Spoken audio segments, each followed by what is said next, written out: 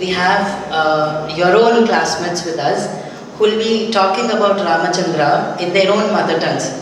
Rama and Ramayana are celebrated not just in regional but also international languages.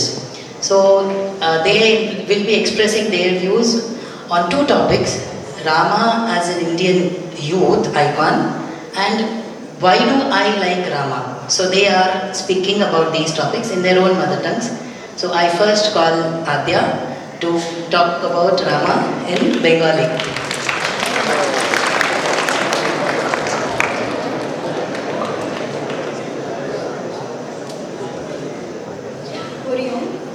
আমি আদ্যা কলকাতা থেকে আজকে আমি শ্রীরামের প্রতি আমার ভালোবাসার কারণ ব্যাখ্যা করি। হিন্দু দেবতা বিষ্ণুর সপ্তম অবতার শ্রীরাম হিন্দু পুরাণ এবং মহাকাব্য রামায়ণের একটি কেন্দ্রীয় ব্যক্তিত্ব। অযোধ্যার রাজা দশরথ এবং রানী কৌশল্যার জন্ম রাম ধর্মের প্রতি তার অটল আনুগত্য এবং আদর্শ গুণাবলীর মূর্ত প্রতীকের জন্য সম্মানিত। তার জীবন পরিবারের প্রতি কর্তব্য, সম্মান এবং নিষ্ঠার উদাহরণ দেয়। রামায়ণের সবচেয়ে বিখ্যাত পর্বগুলির মধ্যে একটি হল রামের সৎ মা কৈকেয়ীর আদেশে তার স্ত্রী সীতা এবং অনুগত ভাই লক্ষ্মণ সহ 14 বছরের জন্য বনে বনবাসে। তাদের নির্বাসনের সময় সীতাকে রাক্ষস রাজা রাবণ অপহরণ করে, যা তাকে উদ্ধার করার জন্য রামের মহাকাব্য অনুসন্ধানের দিকে পরিচালিত করে। রামের যাত্রা অসংখ্য পরীক্ষা এবং ক্লেশ দিয়ে ভরা, যার মধ্যে ঐশ্বরিক প্রাণীর মুখোমুখি হওয়া, যেমন হনুমান, যিনি রামের একটি একনিষ্ঠ সহযোগী হয়ে ওঠে। তাদের জট লঙ্কার দ্বীপ দুর্গে পৌঁছানোর জন্য রাম সেতু নামে পরিচিত একটি সেতু নির্মাণে শেষ হয়, যেখানে সীতাকে বন্দী করে রাখা হয়েছে। ধার্মিকতার প্রতি রামের অটল প্রতিশ্রুতি, একজন রাজপুত্র, একজন স্বামী এবং রাজা হিসাবে তার কর্তব্যের প্রতি তার আনুগত্যের মধ্যে তুলে ধরা হয়েছে। অসংখ্য প্রলোভন এবং কঠিনাইয়ের মুখোমুখি হওয়ার সত্ত্বেও তিনি তার নীতিতে অবিচল থাকেন এবং শেষ পর্যন্ত মন্দের ওপর জয়লাভ করেন। সীতাকে উদ্ধার করে এবং একটি ভয়ানক যুদ্ধে রাবণকে পরাজিত করার পর রাম অযোধ্যায় ফিরে আসেন এবং রাজা হন। তার রাজত্বকে সমৃদ্ধি ও ন্যায় বিচারের সময় হিসাবে স্মরণ করা হয়, যা রামরাজ্য নামে পরিচিত, যেখানে সমস্ত প্রাণী সম্প্রীতি ও শান্তিতে বাস করত।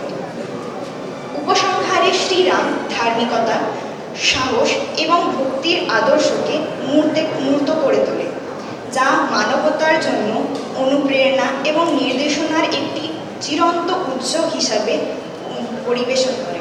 ধন্যবাদ। Thank you, Adya. It was misty to our ears. We next have Raghavendra from MSc who will be speaking about Rama in our Kasturi Kannada.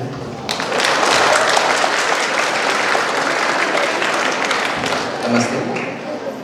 Rama ಯಾವಾಗ ಮನಸ್ಸಿಗಿಳಿದನು, ರಾಮ ಯಾವಾಗ ಸ್ಮರಣೆಗೆ ಬಂದನು, ರಾಮ ಯಾವಾಗ ದೇವರು ಅನಿಸಿದನು, ರಾಮನನ್ನು ಯಾವಾಗ ಹಾಡಿ ಹೊಗಳಲು ಆರಂಭಿಸಿದನು ಯಾವುದೂ ನೆನಪಿಲ್ಲ. ಶೈಶವದಿಂದ ಬಾಲ್ಯಕ್ಕೆ ದಾಟುವ ಆ ಗಳಿಗೆಯಲ್ಲೇ ರಾಮ ಮನಸ್ಸಿಗೆ ಬಂದು ಬದುಕನ್ನು ಆವರಿಸಿದ್ದ. ಹಾಗಂತ ನಾನು ಅಪಾರ ದೈವ ಭಕ್ತನೇನಲ್ಲ, ದಿನಕ್ಕೆ 2 ಬಾರಿ ದೇವರಿಗೆ ನಮಸ್ಕರಿಸುವುದಷ್ಟೇ. ಹಾಗಾದರೆ ನನಗಿಷ್ಟವಾದ ಆ ರಾಮನ ಗುಣಗಳಾವು ನೋಡೋಣ ಬನ್ನಿ.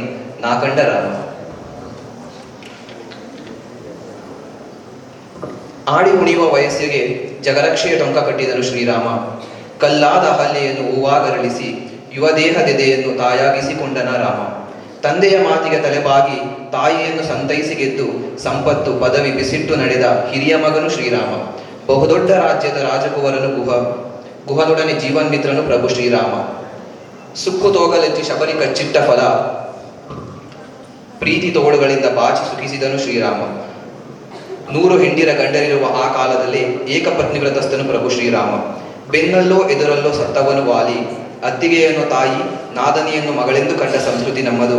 ಕಾಪಾಡಿದನು ಅಯೋಧ್ಯೆಯ ಶ್ರೀರಾಮ. ಸ್ವರ್ಣಮಯಿ ಲಂಕೆ ತನ್ನ ವಶವಾದರೂ ಆ ನೆಲದವರನ್ನೇ ಅರಸನನ್ನಾಗಿಸಿ ಮರಳಿದನು ಪ್ರಭು ಶ್ರೀರಾಮ. ದಾರಿಯಲ್ಲಿ ಅಲೆ ಎತ್ತಿದ ಅಗಸೆವಾಣಿಗೆ ಒಟ್ಟು ರಾಜ್ಯದ ದನಿಯಾದನು ಪ್ರಭು ಶ್ರೀರಾಮ. ತಮ್ಮಂದಿರು ಮಿತ್ರರು ತನ್ನವರೆಲ್ಲ ತೊರೆದೇ ಹೋದರು. ಶ್ರೀಸಾಮಾನ್ಯನಿಗೆ ಆದರ್ಶ ರಾಜ್ಯವಿತ್ತನು ಪ್ರಭು ಶ್ರೀರಾಮ. ತುಂಬು ರಾಜ್ಯದ ಮುಂದೆ ಕುಟುಂಬ ಬೆಳ್ಳಿಯ ಸ್ವಂತ. ಅಷ್ಟು ಜನರ ಮುಂದೆ ಪತ್ನಿಗೆ ಅಗ್ನಿ ಪರೀಕ್ಷೆಯ ಅಸ್ತ್ರವಿತ್ತು. ಕೊರೆಯುತ್ತಿದ್ದ ಹುಳುವೊಂದಕ್ಕೆ ಅಂತ್ಯವಾಡಿದ ಸಂಯಮಿ ಶ್ರೀರಾಮ. ತನ್ನ ಮಕ್ಕಳನ್ನು ಮುದ್ದಾಡಲಿಲ್ಲ, ಹಸಿಮಯ್ಯ ನಪ್ಪಿತ ಬಾಡಲಿಲ್ಲ, ಎಳೆ ಪಾದಗಳಿಂದ ಒದೆಸಿಕೊಂಡು ನಲಿಯಲಿಲ್ಲ. ಜನರಿಗಾಗಿಯೇ ಬದುಕಿದನು ಪ್ರಭು ಶ್ರೀರಾಮ. ಇಂತಹ ರಾಮಭೂಮಿಯಲ್ಲಿ ಜನಿಸಿದ ನಾವೇ ಧನ್ಯ, ನಾವೇ ಧನ್ಯ. That was wonderful, Raghavendra. We now next have Shyam from MSc YVT second semester. Please.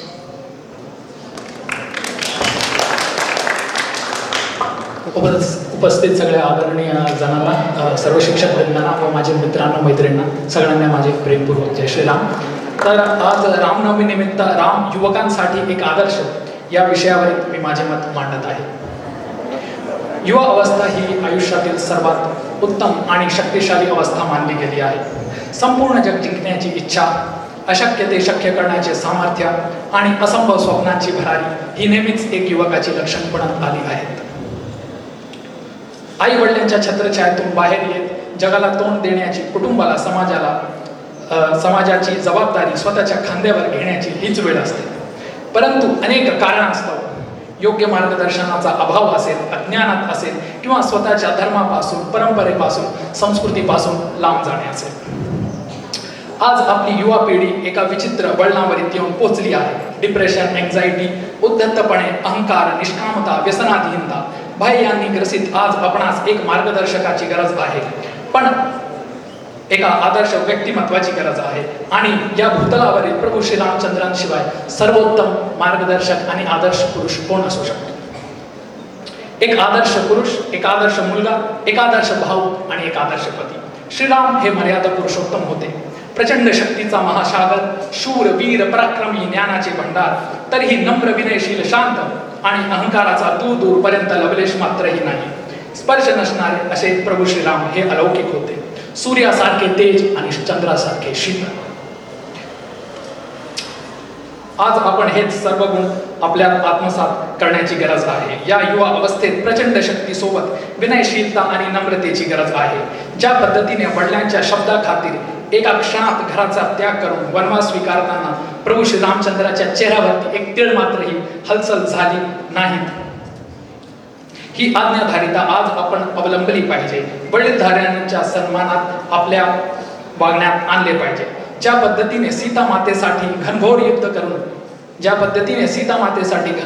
करून लंका जिंकली, त्या पद्धतीने आज ती शूरता आणि वीरता आपल्या नसानसात रमली पाहिजे. आणि आजच्या संदर्भात सीता माता ही आपली भारतीय संस्कृती आणि पाश्चात्य संस्कृती रूपी रावणाने आपल्या भारतीय संस्कृती रूपी सीता मातेला आपल्या ताब्यात घेतले आहे. आणि हे तुमचा आणि माझा सगळ्या राम भक्तांचे कर्तव्य आहे की आपल्या भारतीय संस्कृती रूपी सीता मातेला पाश्चात्य संस्कृती रूपी रावणाच्या ताब्यातून मुक्त करायचे आहे.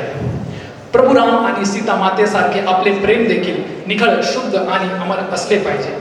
आयुष्यातील छोट्या मोठ्या अडचणींना घाबरून न जाता, न डळमळता प्रभू रामांचा संघर्ष डोळ्यासमोर ठेवले पाहिजे. राज्याचा, घराचा त्याग, खडतर वनवास, माता सीतेचा अपहरण, पावलोपावली राक्षसांची युद्ध व प्रिय लक्ष्मणाचा आघात, तरीही या सगळ्यांमध्ये प्रभू श्रीरामांनी धर्माचा कधीही त्याग केला नाही. अशा असंख्य संघर्षात देखील तेच आदर्श, नीतिमान आचरण, शांत, शूर स्वभाव, सत्यनिष्ठता, क्षणोक्षणी त्याग, समाजासाठी, इतरांसाठी केलेला त्याग, आपण देखील आपल्या कुटुंबाची, समाजाची जबाबदारी घेत असेच तप, त्याग, सेवा यांमध्ये रमले पाहिजे आणि धर्मनिष्ठ होऊन हे जबाबदारी पार पाडला पाहिजे. चला तर मग आपण सर्वजण रामचरित्र सर्वोत्तम मानून, आदर्श मानून या प्रचंड सामर्थ्यासोबत एक नवीन ऊर्जेने पुढे चलूया व संपवण्या अगोदर समर्थ रामदास स्वामींनी लिहिलेली काय ओळींचं स्मरण करूयात. सदा सर्वदा योग तुझा घडावा, तुझे कारणी देह माझा पडावा, उपेक्षू नको गुणवंता अनंता, रघुनायका मागणे हेची आता. बोलिये रघुकुल तिलक, रघुकुल शिरोमणी, मर्यादा पुरुषोत्तम भगवान श्री रामचंद्र की जय. धन्यवाद. I didn't introduce the language. Which was it? Thank you. The next language doesn't need an introduction. We have Shivam from MSc 4th semester, YVT. ओम श्री गुरुभ्यो नमः हरि ओम। सभी को नमस्ते, जय श्री राम। मैं यहाँ आज राम एक आदर्श युवा कैसे हैं और कैसे वो मुझे प्रिय हैं, उस पर अपने विचारों की प्रस्तुति करने के लिए यहाँ पर प्रस्तुत हूँ।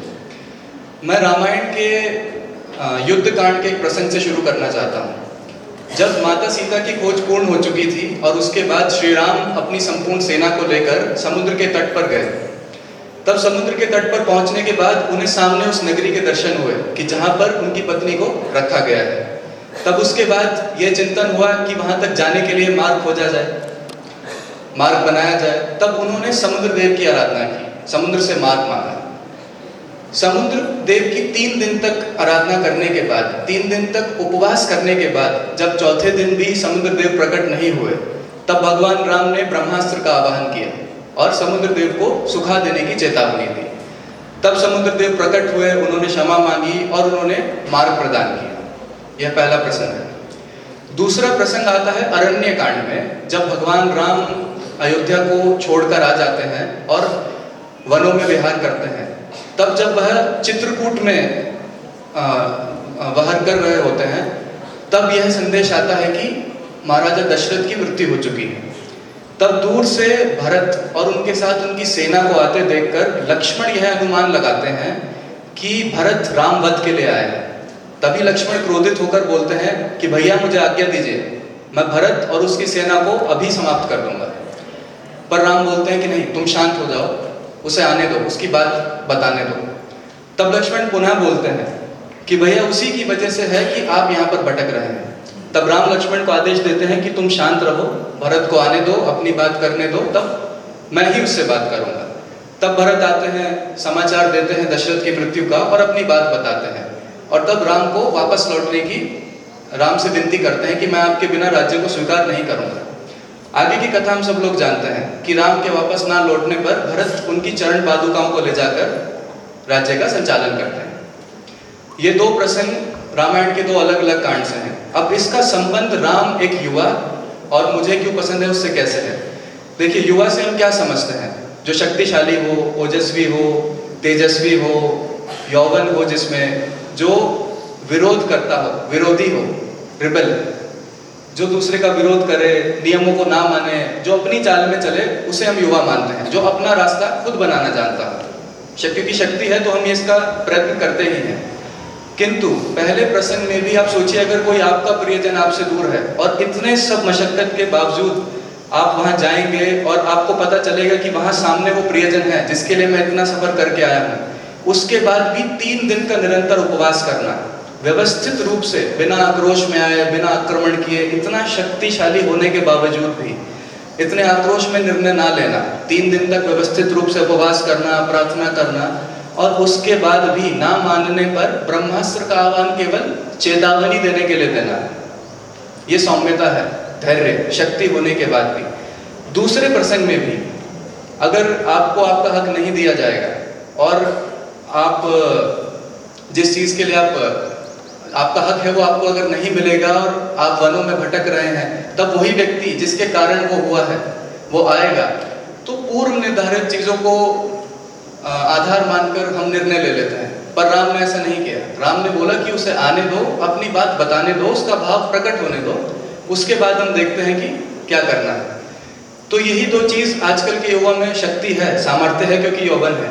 पर उस शक्ति और सामर्थ्य को बचा कर रखना, व्यवस्थित रूप से चलना, बिना किसी आक्रोश के, बिना अमर्यादित रूप में आगे बढ़ना, ये युवा को नहीं करना चाहिए। इसलिए राम हम सब के लिए आदर्श हैं। इसीलिए हम देखते हैं कि भारत की नीति यही है कि प्रथम आक्रमण हम नहीं करेंगे किसी भी युद्ध में। बाद में अगर होगा तो हम प्रतिकार करेंगे, किंतु प्रथम आक्रमण हम नहीं करेंगे। और राम मुझे किस लिए पसंद है कि उतनी स्थिरता होना, एक युवा होने के बावजूद भी, एक शक्तिशाली होने के बावजूद भी, हमें पता है कि हम सामने वाले का प्रतिकार आसानी से कर सकते हैं। हम चाहे तो उसके साथ बहुत कुछ कर सकते हैं। अगर सामने वाला आपसे ज्यादा शक्तिशाली है तो आपको किसी समर्थवान की सहायता लेनी ही पड़ेगी, उसमें कुछ नहीं कर सकते हैं। किंतु अगर आप खुद सक्षम हैं तो आप अवश्य उसका प्रतिकार करेंगे। किंतु एक व्यवस्थित रूप में। तो इन्हीं सब भगवान राम के गुणों को लेकर हम आगे बढ़ें, उनकी आदर्शता को अपने जीवन में अपनाएं और अपने जीवन को सार्थक करें। धन्यवाद।